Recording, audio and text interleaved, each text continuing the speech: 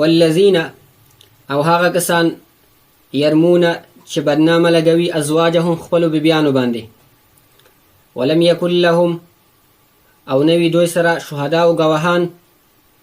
الا انفسهم مگر ځانونه دوی فشهادت احدهم پس گواهی د یو د دوی لره 4 شهادات بالله سلور گواهی دی په قسم د الله تعالی باندې انه یقینا د سړی لمن الصادقین خامخا رښتونونه دی والخامسه او پنځل ځل به دی وی ان لعنت الله یقینا لعنت الله رب العزت علیه په دې وی ان کان کچری وی د من الکاذبین د دروغجنو ويدرأ او لرکوي عنها دی خزنه العذاب سزا ان تشهد چې دا گواهی ورکی 4 شهادات سلور گواهی بالله سره د قسم نه په الله باندې انه یقینا د سره لمن الکاذبین خامخه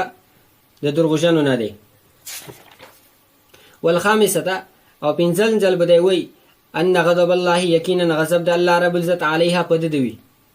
ان کان کچریوی د سره من الصادقین درشتونه